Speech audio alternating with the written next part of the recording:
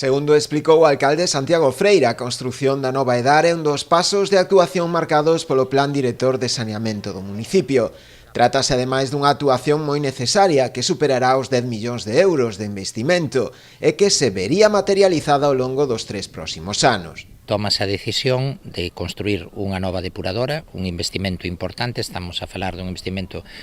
por riba dos 10 millóns de euros, que supón pois a construción de unha instalación adaptada aos novos tempos que vai a permitir a compatibilidade da actual ca nova instalación. Ese é un proxecto que se enmarca dentro do seguinte programa de fondos europeos que ten un período de execución máis amplio, é unha actuación que se vería materializada físicamente ao longo dos próximos 3-4 anos e que permitiría dar unha resposta máis a longo prazo, unha resposta que permita tratar todo o volumen de aguas residuais que chega á actual depuradora, porque o que é evidente e o que se leva constatado logo da elaboración do plan director e as conclusións dos análisis feitos por parte de Augas de Galicia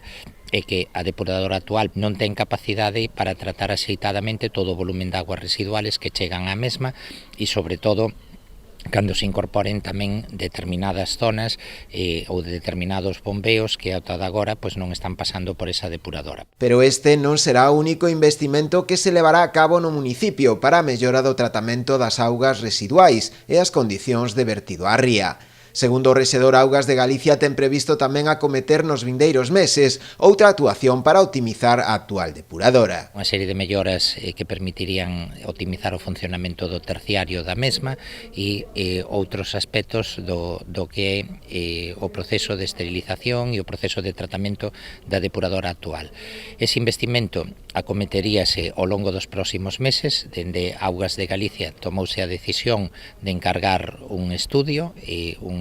que estará elaborado ao longo dos vindeiros meses. Estes dous proxectos súmanse ás numerosas actuacións realizadas nos últimos anos de cara a mellorar o saneamento no municipio, ampliando a rede xeral, coa instalación de novas redes de colectores en todo o termo e poñendo tamén en servizo bombeos. Obras todas elas financiadas con fondos municipais e tamén con achegas tanto da Deputación como da Xunta.